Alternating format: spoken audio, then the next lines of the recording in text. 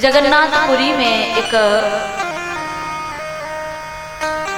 भक्त रहते थे, जयदेव जी के नाम से जाने जाते थे। जयदेव जी बैठ करके भगवान का नित्य बहुत भजन करते थे, चिंतन करते थे।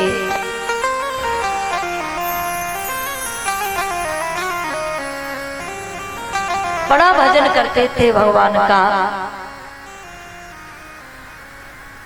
और महाराज इतने चिंतन में रहते थे कि वो भगवान की लीलाओं को कभी कभी लिखा करते थे।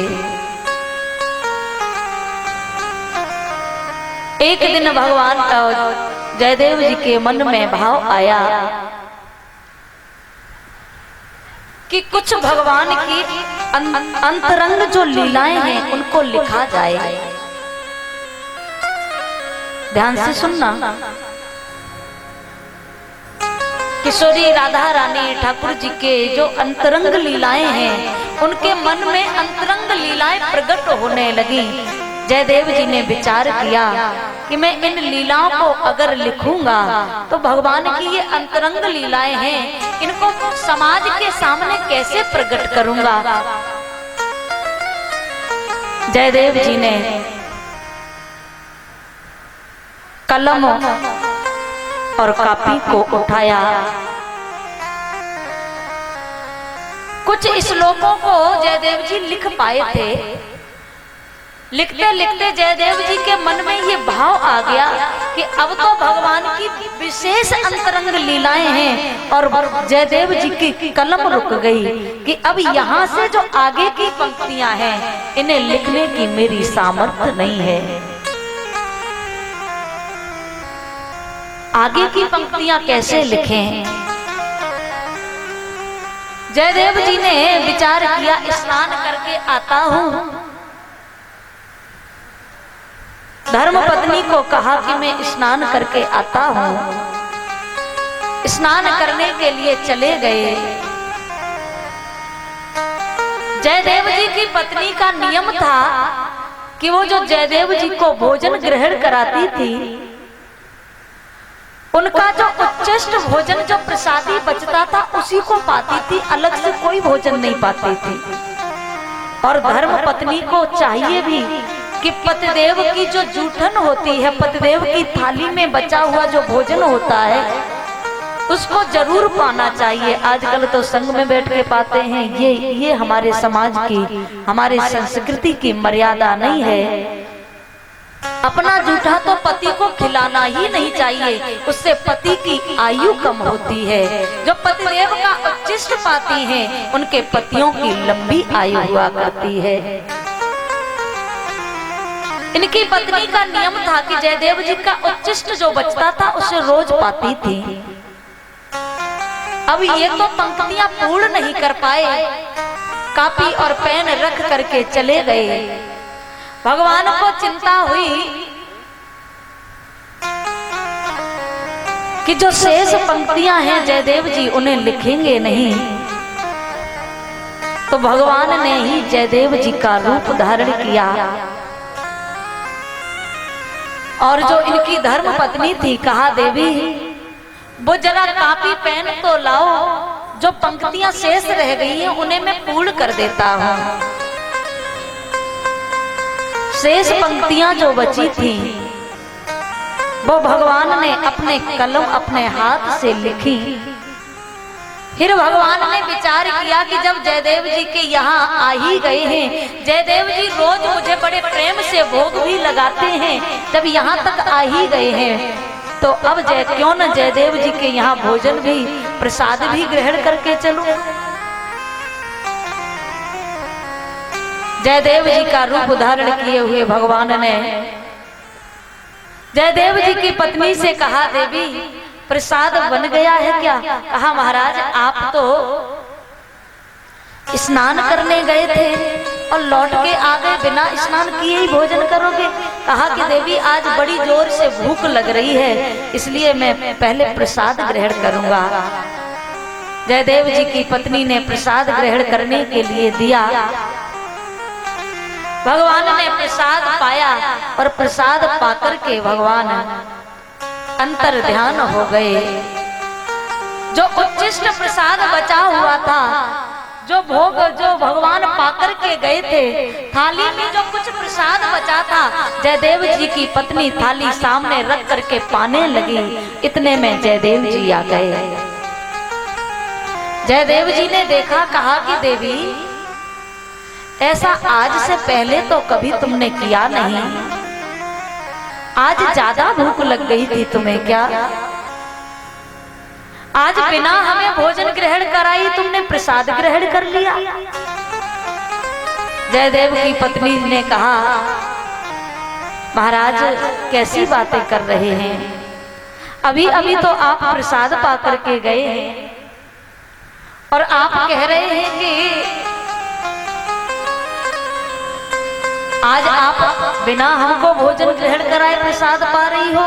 तो महाराज मैं आज बिना भोजन ग्रहण कराए नहीं, अभी अभी आपने भोजन पाया, आपका उच्चिष्ट ही तो पा रही हूँ। जयदेव जी को समझते देर नहीं लगी। हो न हो मेरे प्रभु ने कोई लीला की होगी। आज जयदेव जी ने अपनी पत्नी से कहा, देवी थोड़ा प्रसाद हमें भी दीजिए। और जयदेव जी आज अपनी पत्नी के का उच्चिष्ट छीन करके पाने लगे। जब पाया है तो ऐसा भोग में स्वाद आया कि त्रिभुवन में जयदेव जी को पहले कभी वो स्वाद नहीं आया था। और आज जयदेव जी ने वो कापी और कलम उठा करके देखा तो जो पंक्तियां जयदेव जी के मन में पहले से आ रही थी, लिखा नहीं था, मर्यादा के कारण पंक्तियां उस कापी में पूरी पूर्ण मिली। जयदेव जी ने विचार किया, हो न हो ये पंक्तियां भगवान ने ही अपने हाथों से पूर्ण की होंगी। और महाराज इतना ही नहीं, ये जो गीत गोविंद है इसकी इतनी महिमा है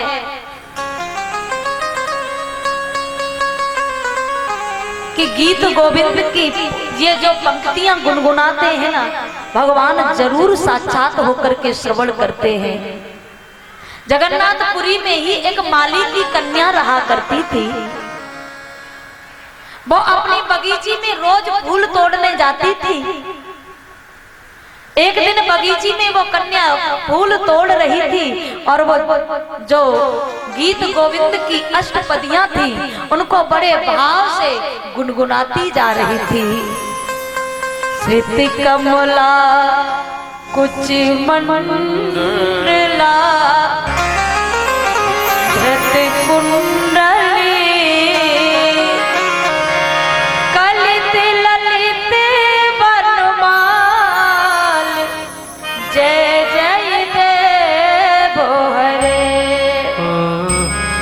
कलित ललित वनमाल, बड़े भाव से वो कन्या गीत गोविंद को गुनगुना रही थी। मेरे भगवान से रहा नहीं गया। मंदिर से भगवान निकल करके वो माली की कन्या के पीछे पीछे दौड़ रहे हैं गीत गोविंद को श्रवण करने के लिए। वो जिधर जा रही भगवान उसके पीछे पीछे दौड़ रहे। और महाराज भगवान जब पीछे पीछे घूम रहे थे तो भगवान के जो श्री अंग वस्त्र थे, वो जो फूल तोड़ रही थी, फूल के कांटों में उलझ उलझ करके भगवान के वस्त्र कांटों में उलझ करके फट करके उन्हीं में कुछ उलझे रह गए। जगन्नाथ भगवान मंदिर में विराजमान हुए और राजा की सवारी आई। राजा नित्य जगन्नाथ भगवान के दर्शन करने जाते थे और जब राजा दर्शन करने के लिए गए तो आज क्या पाया कि भगवान के जो श्री अंग वस्त्र हैं वो फटे हुए हैं। राजा ने आज चिंता होने लगी कि प्रभु ये क्या लीला है, आज मैं ये क्या देख रहा हूँ, ये आपके श्री अंग कैसे फटे हुए हैं। सेवकों को आदेश दिया कि पूरी जगन्नाथपुरी को घूम करके आओ, आज भगवान ने ऐसी कौन सी लीला की, आज भगवान कहाँ गए थे जो भगवान के श्री अंग वस्त्र फट गए। सेवकों ने जाकर के जब देखा तो वो माली की बगीची में जाकर के भगवान के श्री अंग वस्त्र फटे हुए उलझे हुए थे। सेवकों ने आकर के समाचार दिया। आज राजा ने भगवान के चरणों में बहुत प्रार्थना की, प्रभु मैं ये लीला को जानना चाहता हूँ। आज आप कौन सी लीला करने के लिए, ऐसी क्या जरूरत पड़ गई थी कि आपको कांटों के बीच जाना पड़ा। राजा को भगवान जगन्नाथ प्रभु ने स्वप्न दिया, राजन वो जो माली की कन्या है ना, वो मेरा गीत गोविंद बड़ा सुंदर गाती है, और राजन गीत गोविंद मुझे बहुत प्रिय है, और जहाँ गीत गोविंद गाया जाता है मैं रह नहीं पाता। मैं गीत गोविंद सुनने के लिए जरूर जाता हूँ। वो कन्या बड़ा सुंदर गीत गोविंद गा रही थी, फूल तोड़ रही थी। मैं उस कन्या के पीछे पीछे गीत गोविंद को श्रवण करने के लिए भाग रहा था। ये बात जब भगवान को की राजा ने सुनी, राजा ने पूरे राज्य में ढिढोरा पीट दिया और उस कन्या को ला करके मंदिर में गीत गोविंद सुनाने की सेवा दे दी। कहा, बेटी इस गीत गोविंद को तुम फूल तोड़ते समय नहीं, आज के बाद तुम ये गीत गोविंद के को भगवान को सुनाया करना, तुमको सेवा दी जाया करेगी। और भगवान के लिए राजा ने पूरे राज्य में ढिढोरा पीट दिया कि आज के बाद कोई भी गीत गोविंद का चलते फिरते गान नहीं करेगा। जो भी गीत गोविंद का गान करेगा वो भगवान को पहले आसन दे, आसन पर भगवान को विराजमान करके फिर जो गीत गोविंद का गान करता है, भगवान साक्षात आकर के आज भी गीत गोविंद को श्रवण करते हैं।